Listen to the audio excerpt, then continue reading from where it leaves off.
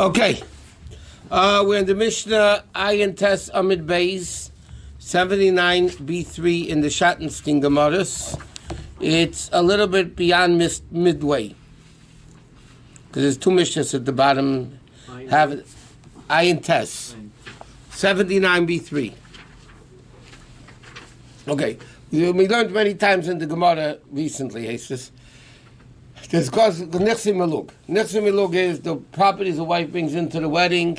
She keeps the principal, the husband keeps their profits, right? And that's how they do it.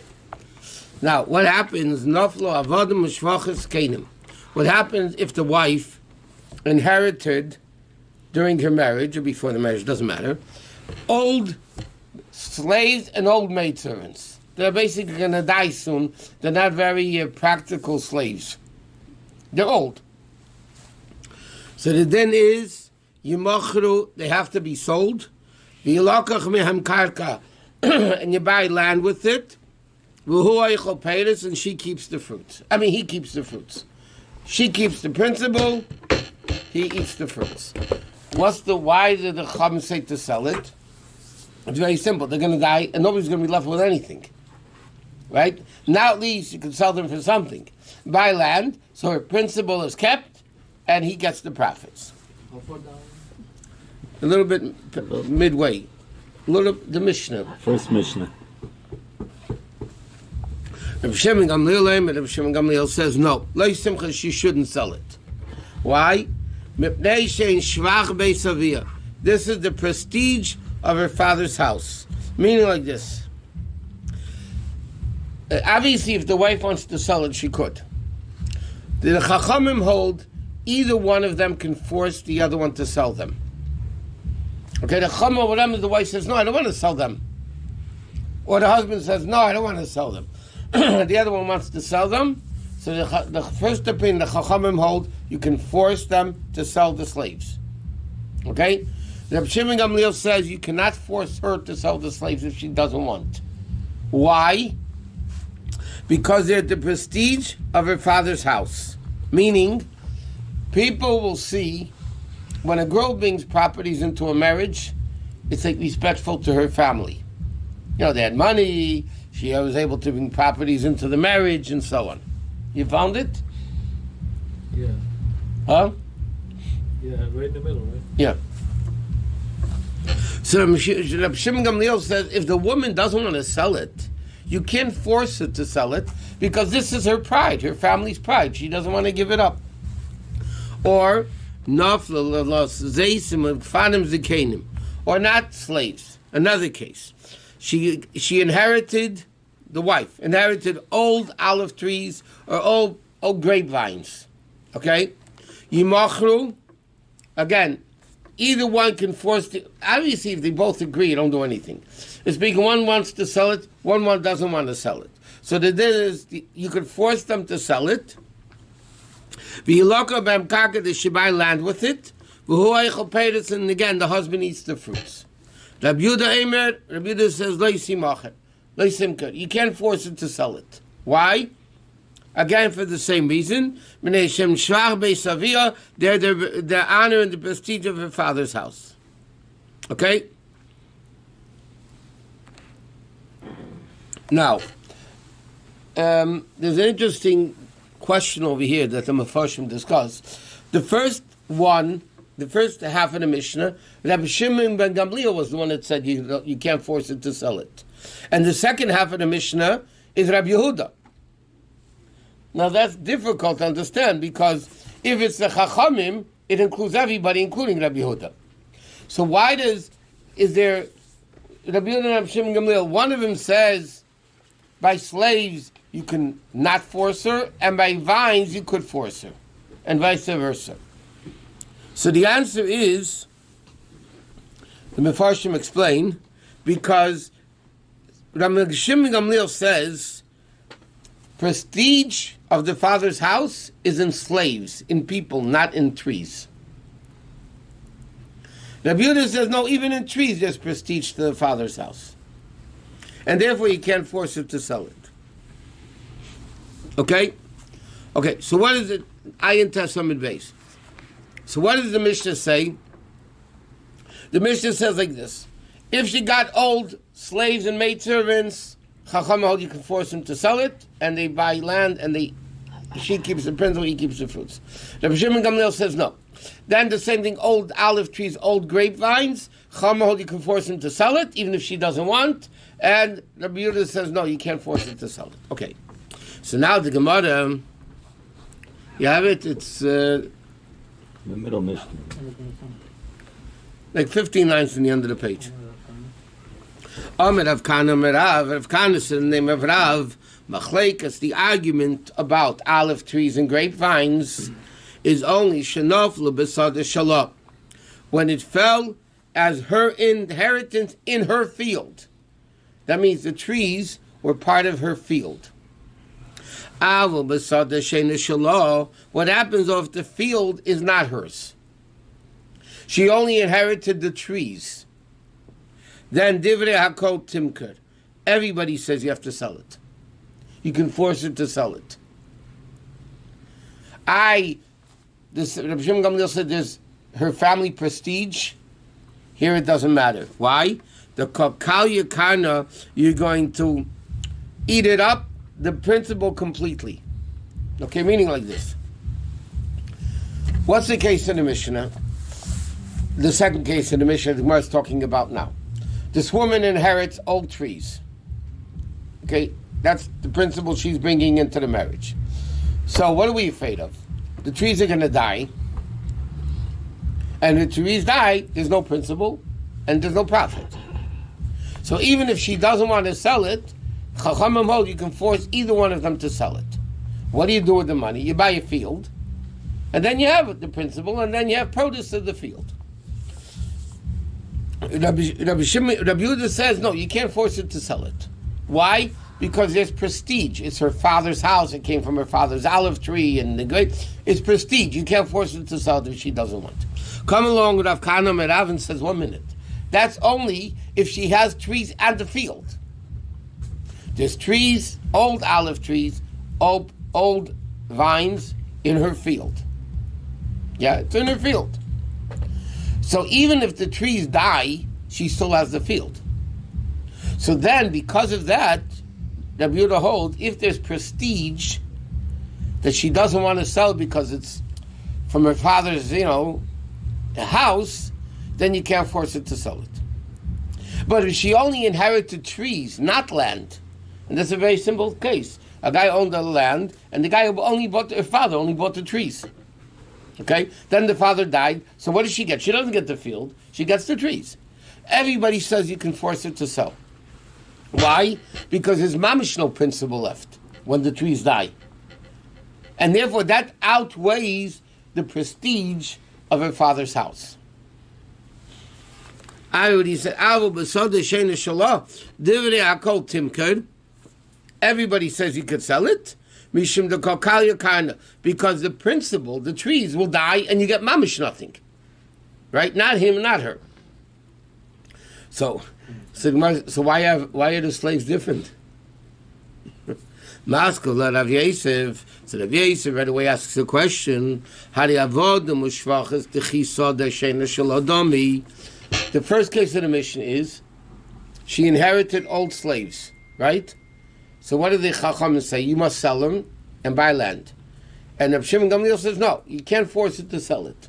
Why? Because there's prestige from her father's house. But Rav Yosef asks, if you're coming along with a principle, that if it's going to kill the whole principle, you force it to sell her regardless. Old slaves is like trees without a field.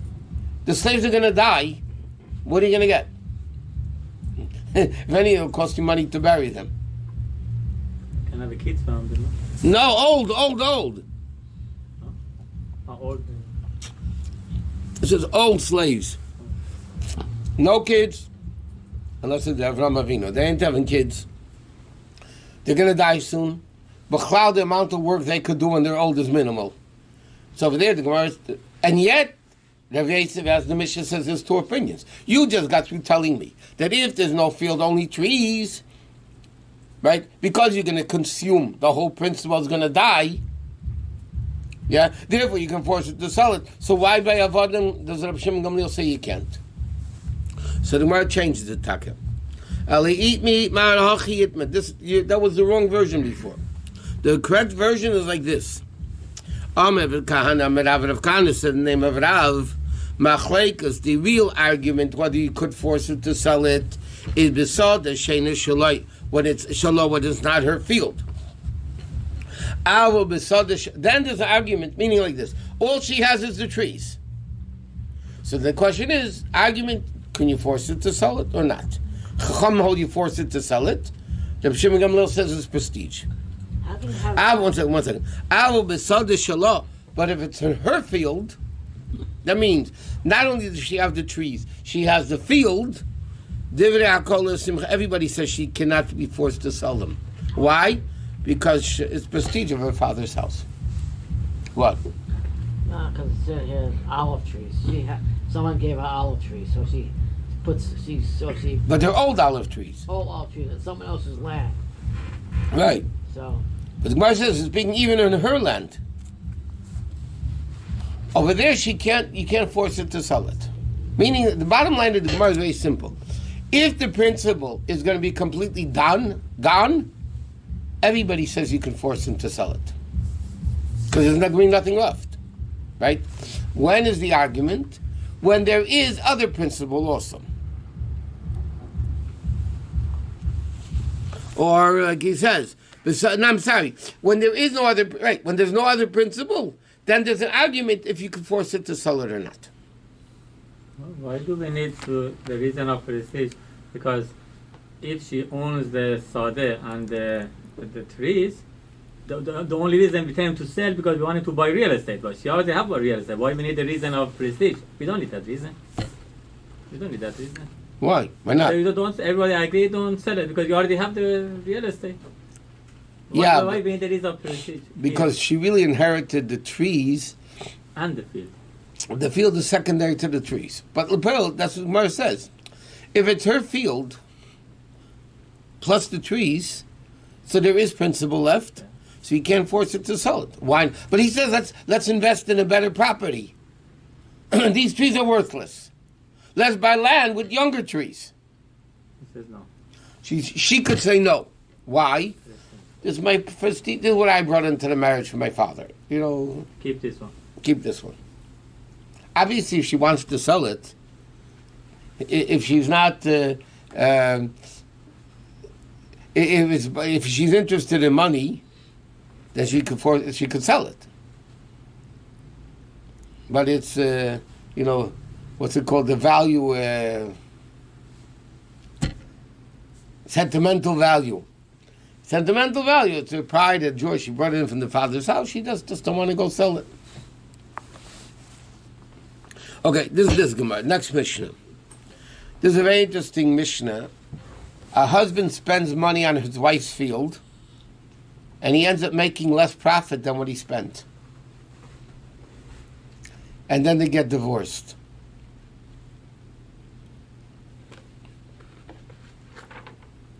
Now he says, 1 minute.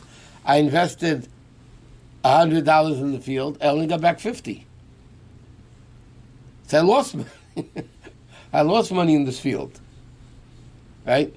Because he gets the profits, right? But she keeps the principal until they get divorced. When they get divorced or dies, then the land goes all back to her. The husband's out of the picture. So that's what this Mishnah is talking about now. That was the deal we talked about even a few weeks ago. This is what? This is how it goes. He takes the risk. No, the risk is Nichsi Tzim Barzel. That's the other one. Yeah. Nichsi Tzim Barzel is they write it into the Kesuba. Let's say it was $1,000 property. They write she brought $1,000 in. That's it. She will always get back the $1,000 when they get or die. Right? So get it back. If the field got worth more, he'll get. If it feels worth less, he'll lose. That's where he's taking the risk. Okay? But here, there's not this. She's bringing a field into the marriage, right? Or whatever it is, a field, let's say. She keeps the principal. All the produce he keeps.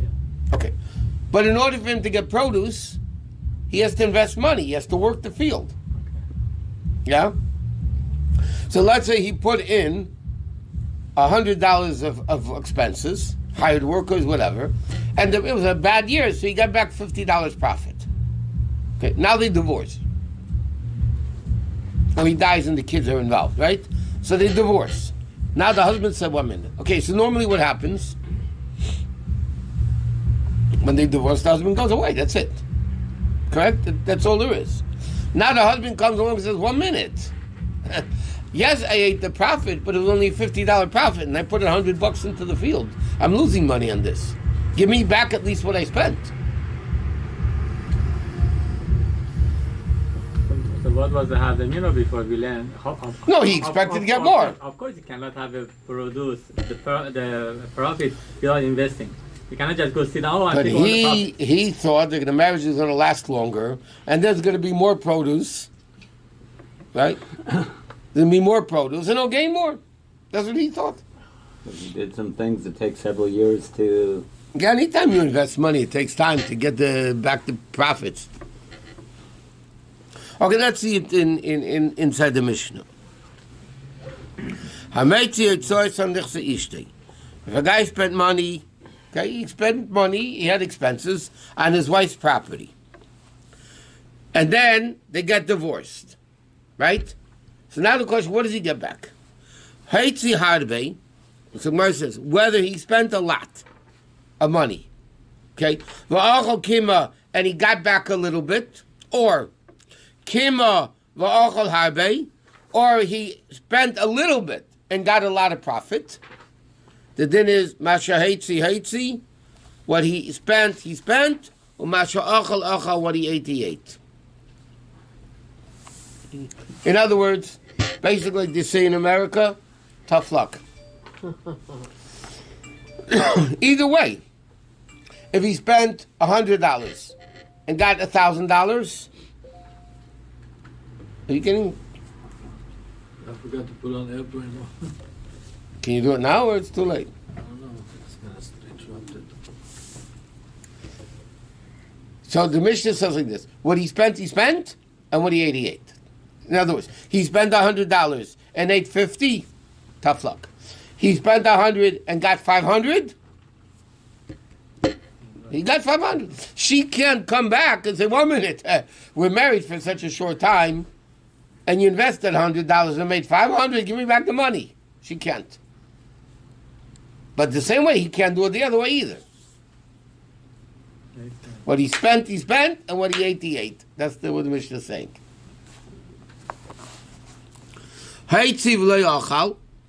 Okay, what happens now? There was no profit at all. There was no profit at all. But he invested money. He lost. Huh? He lost. He lost without gaining anything. Nothing, yeah. Very simple. He invested money right away, they got divorced, and there was no profits. So the Mishnah says an interesting halacha. Yeshava kama haitzi, he swears in Bezdin how much money he spent, v'yitel, and he takes the money. He has to swear. Which is an interesting thing, because normally you don't swear and take, but in this case he has no choice. So the first case in the Mishnah is that What? I want the difference between the first and the last case. Oh, No, but there was profit. yeah.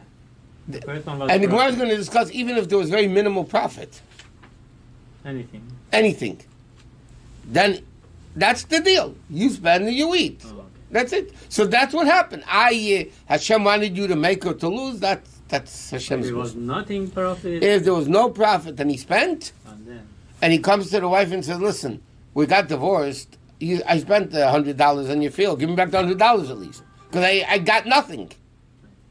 So then the din is he swears in Bezdin, and he could take what he lost.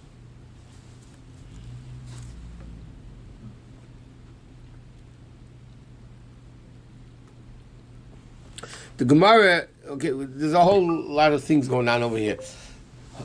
What happens if she...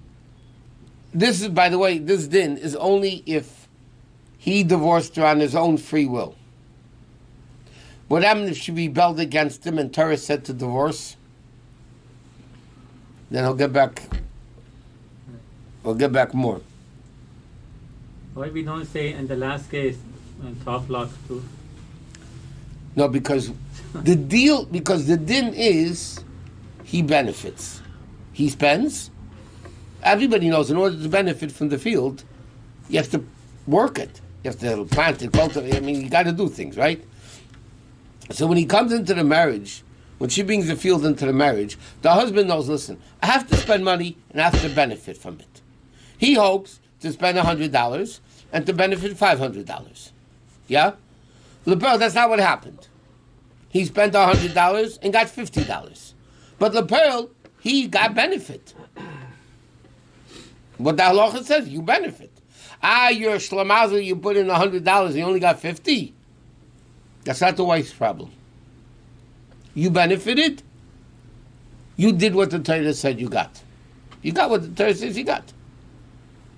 Right? And therefore, he can't collect anymore. But if he didn't get any profit, then he said, woman, I didn't get what the Torah allows me to get. Torah said I can benefit. Yeah? I didn't benefit. All I did was spend money. So then he could swear, because what do we know? And then, by the way, it's only if they divorce, because the husband could swear what he spent. If he dies, the halacha is the kids can't swear. So what do they know?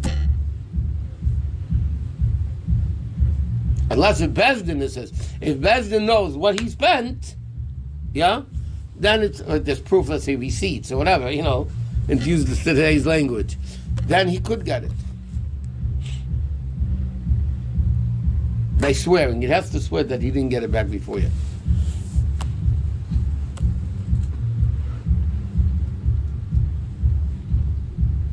Now, the Rishonim write another interesting thing. He says, I spent $100 and got back $50. No, I'm sorry, nothing. The last case in Mishnah, I got back nothing.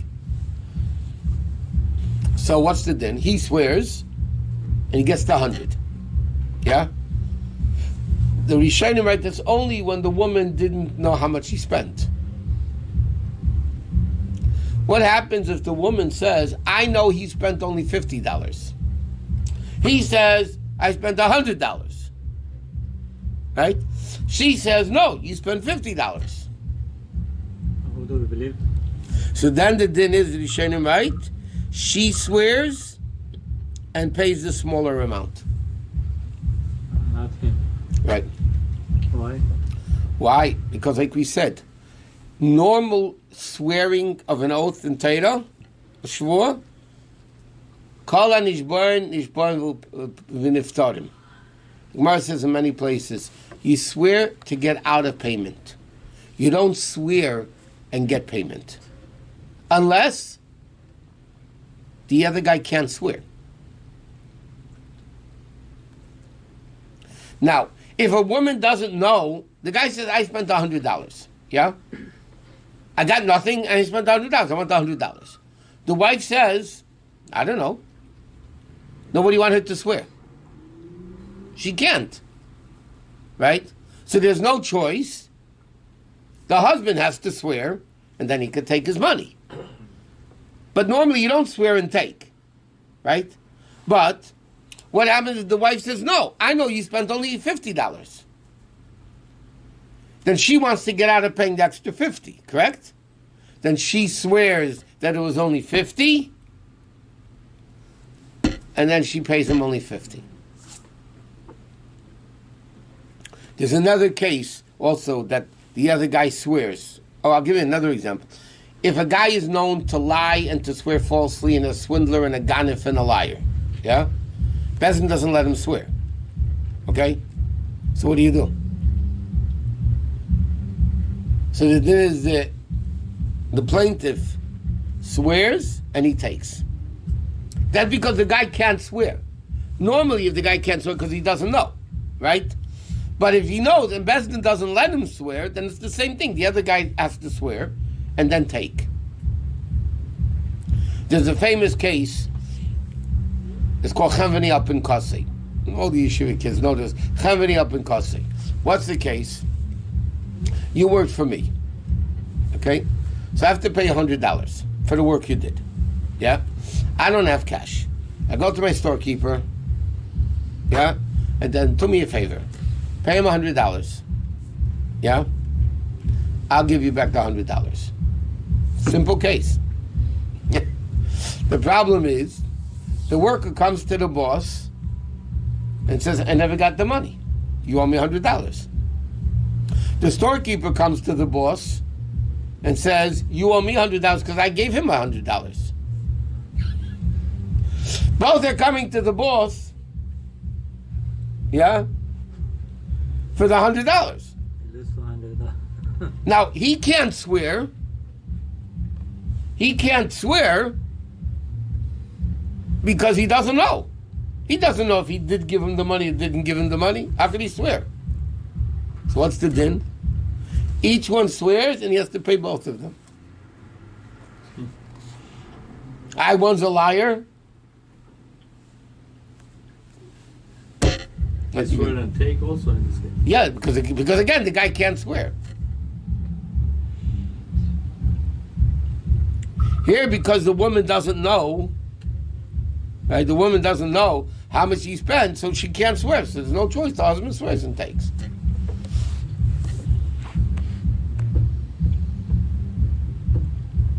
Okay, so now the Mishnah says like this: if the guy spent and benefited, even a little, the Mishnah says, even a little, when he spent, and when he got, right? If he benefited nothing, then he could swear and take. So Gemara says, how much is a little? What's a little? So Gemara says, "V'kama kima." How much is a little? So Gemara says, "Amaravasi afilu grega desachas." Even one dried fig is called benefiting already. When? V'sha'achla derech kavod. When he ate it in a dignified manner. What does that mean? He didn't take it on the field when he was a fig yet. He took it home, he sat down by his table, and he ate it. That's called eating. That's called benefiting. But if he just grabbed a fig off the tree in the field and ate it, that's not called eating. So when the Mishnah says the guy benefited a little, it could be one fig, but it has to be derech kavod, that he actually went home and benefited from it.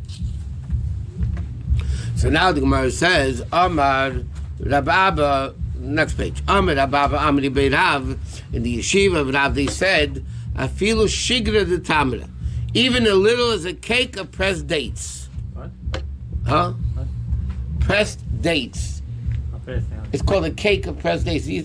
Today you have the pressed figs. The ring. They used to do it with pressed dates. It was a very, very small amount. So he says that. Also, derech kavod, that one? No, this they don't say. This they don't say. Now the Gemara says, "Boy Rabbi," so Rabbi asked the Shaila, "Hufza the tamre mai." What happens if a cake squeezed out of dates? Squeezed out dates. Like Rashi says over here, they used to squeeze dates to make beer. Used to make beer from dates. They have it now. Now also, now they make it from barley, but Dates. I know, but I'm saying the time of the Gemara was very common. The Gemara says many places they used to make beer out of dates. Wow. So the first case is, does dates themselves press together? The question is, how about they're already pressed out dates for beer and now they're pushed together? That's even less. So is that called a little eating or not? So Gemara says, take it, we don't know. No, they don't know.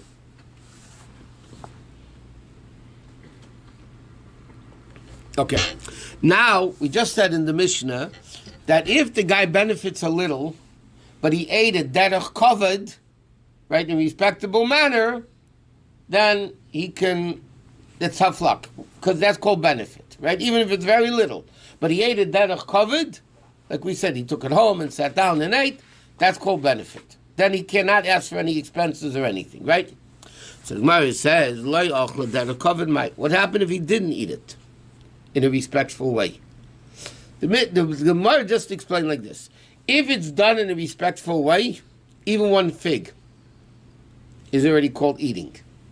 What happens if he didn't eat it in a respectful way? Meaning he ate it in the field, not at home. He didn't take it home. He was walking around the field. He took what is called a little eating. How much is that called? So the Gemara says, Amar Ulam, Pliga Batrea Miroi B'Marav. In Eretz Yisrael, two Amiroim argued how much it is. Chad Amar B'Ki'isr, one said it has to be worth an Isr, I'll explain in a second. V'chad Amar B'Kadinar, and one said it has to be the size of a dinar. Okay? Now, if it's that much, even in the field it's called eating. Now, just for the record, okay, there's 24 Isrs in a dinar. There's a coin, right? A dinar is a coin, and an Isr is a coin.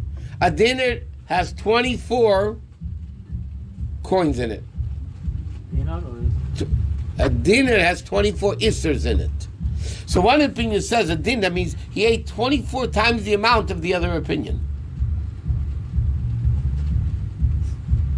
In other words, if the guy ate it derech kavod, respectful, even one fig is enough. If he didn't eat it derech kavod, how much does he have to eat to be called eating? So one opinion says a isser, and one opinion says a dinar. The value of that amount of money.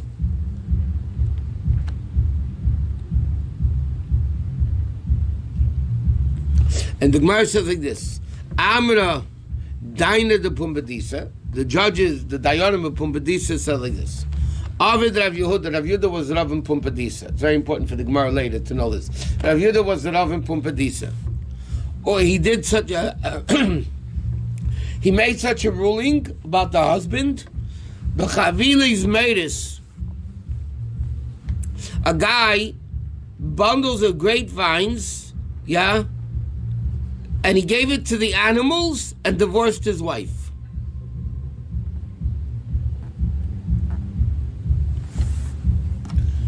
That means he didn't eat it himself.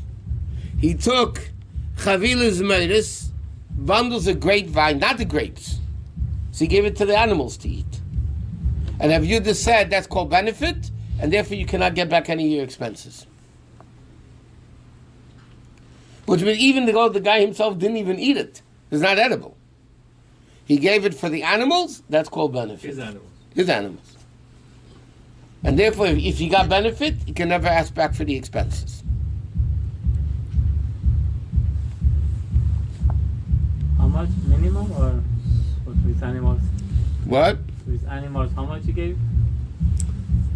Bundles of grapevine. The Gemara says it was. The guys at the band say it was food for elephants. It's a lot.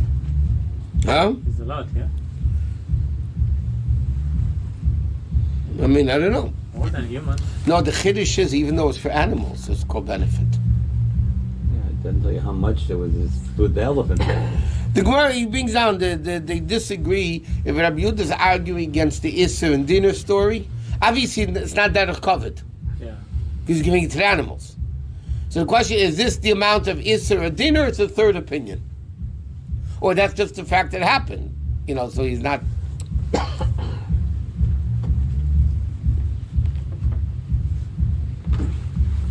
All right, the Gemara says why. It's interesting. Rav Yehuda l'tamei. Why does Rabbi Yehuda hold this as good? Okay, he says because Rabbi Yehuda goes according to his own logic. Why the Amid Rabbi Yehuda ochla orlo shviyis ukalayim? If a guy ate, okay, there's a din. Okay, it'll take a few minutes to explain this, and then we'll see.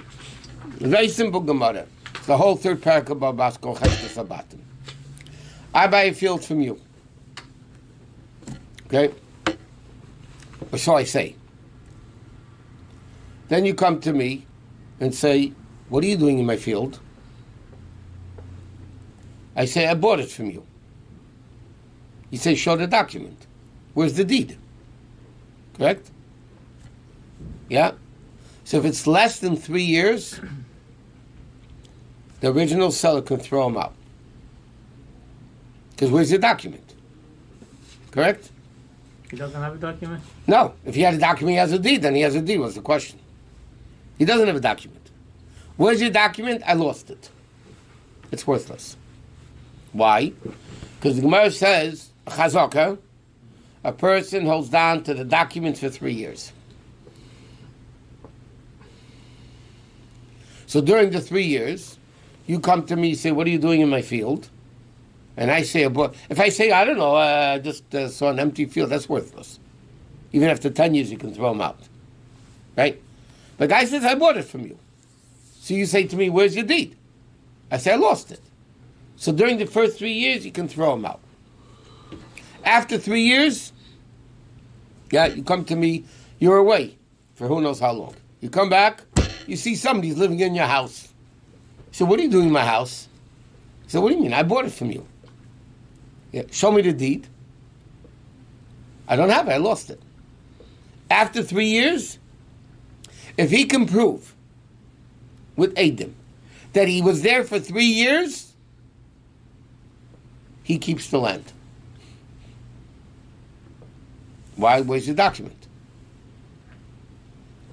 Or the din is, if the owner protests within the 3 years, he made a mecha, and so what? Then even if it's more than 3 years, he can throw him out. Okay? But if he didn't protest for 3 years, and the guy can prove that he was in the field for 3 years, or in the house, doesn't matter, and he says, I bought it from you, and I don't have my document, he stays in the house or the field. Yes? Got it? But he has to prove it. Now, what happens if the guy was in the field, but he ate treifa food?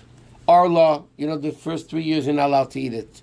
It was kalayim, mixed wheat and grapes, which is again forbidden. Or shvius, or shmita, the is not allowed to eat it. Right? The question is that called eating for a chazaka? So Rav Yehuda says it is. He wasn't allowed to eat what he ate, right? But the fact, it doesn't matter. Bottom line is he ate 3 years, it's called a chazaka. What do you mean to eat? Usually we ask who was living here for 3 years. We don't ask if he ate or not. No. When the eating is not important. If he was there 3 years, that's important. Took the produce from the field. Huh? He took the produce from the field. He ate the produce in the field. He's using the field, yeah? Right.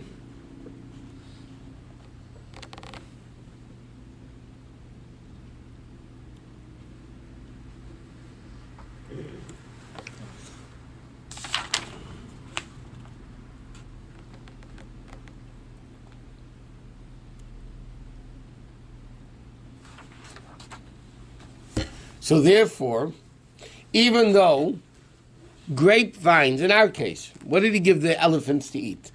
Grapevines. So how do you know that's called benefit? Maybe it's not benefit, because it's not edible for humans. Maybe it's not the husband, by the end of right? Maybe it's not the husband having benefit from the field. But if you hold, even if you eat unedible things, like because they're not kosher, right? You're not allowed to eat it, it's still a chazaka. It's called benefit. So the same thing, even though the guy, what did he eat from the wife's field? He didn't eat anything. He gave the elephants the grapevines, it's still called benefit.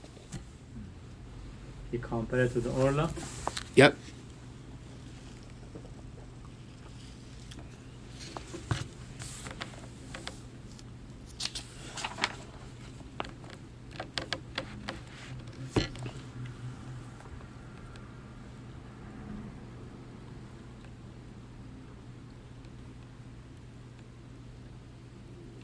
Okay. Amar Rav Yaakov, Amar Rav Chisda. Rav Yaakov is the name of Rav Chisda.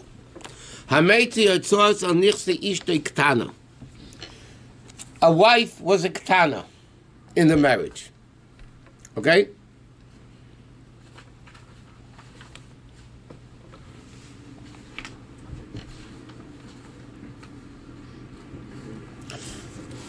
Okay. I should have mentioned this didn't before, but it's a whole thing before. Okay. What happens here?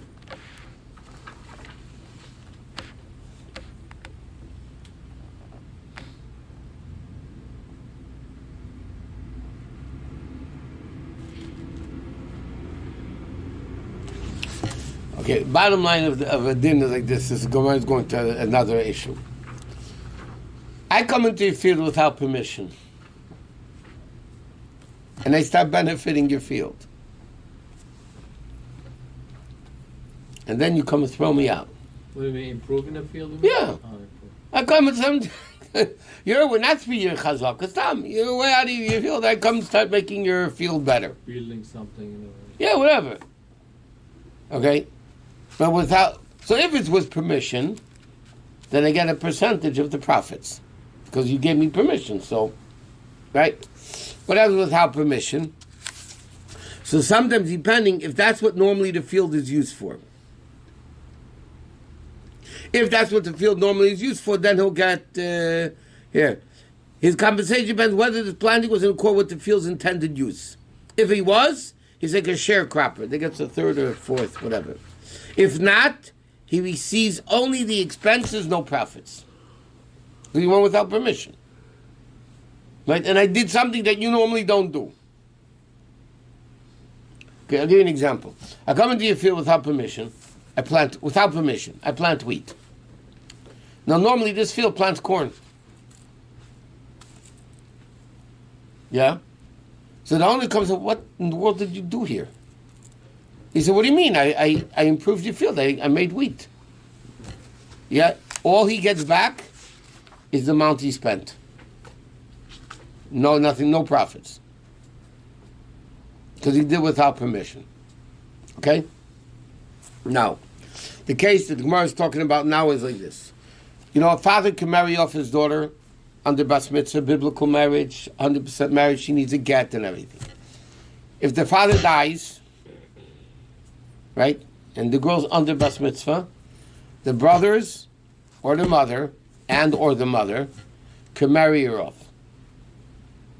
The guy. But because it's not a biblical marriage, because only the father has a right, as biti nasati lisha, only the father has a right to marry off his daughter, not the brother and the mother. But if the father dies, Chachamim said we don't want this girl just running around, an orphan. Everybody will take advantage of her. So the Chachamim said the mother and the brother can marry her off. But as soon as she becomes bas mitzvah, she can refuse the marriage. It's called miyun. All she has to say is, I don't want this guy. And she's out. You're right to shtar miyun, but there's no getting that needed. Just the fact that she had miyun. If she stayed after bas mitzvah with the guy on her own, then she's full-fledged married woman. Okay. So now the Gemara says like this. The case is, the girl has a field. Nechsim Yilub. Her father died, right? So she inherited a field. The husband, this rabbinic husband, spent money on the field. So the din is, Kameitza Nichsi Achadami, meaning he gets compensation. Even if he ate a little bit of the field. Remember we learned if he ate the profit, goodbye, nothing.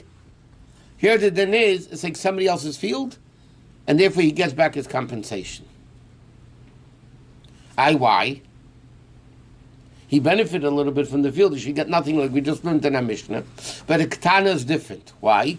The Gemara says, Avdu Rebbe Rabbanan Takanta. Okay? The Chachamim made it, this is better for her. Why? The husband should not ruin the field through neglect. Meaning, this husband is pretty doubtful if the wife can just say, now it's up to her, right? A get usually is up to the husband. to get rid of her. Yeah? Here, the ball's in her court. She can say, I don't want you. So the Chachamim say, 1 minute. You know what the husband's going to say? Why should I bother working? I might not get anything. Why should I spend money? She'll refuse me. I'll be thrown out like a dog, so to speak, and I'll get nothing. So I'm not going to benefit. I'm not going to plant the field. I'm not going to do anything. So what happens? The field will become neglected. The field becomes neglected. She loses by it. So over there, in order to get the husband to work the field, Chachamim say, you know what? You're going to get back your compensation anyway. So don't worry about it. Therefore, Rav Chisda says, Rav Yaakov, Rav Chisda, that if it's a ketana, the Chachamim said, you know what? Listen, it's better for the girl that he gets back his compensation. Because otherwise he won't do anything. Why should he want to work the field? He gets little profits and then she'll throw him out. He's not interested. Okay, you know what? We'll leave it here because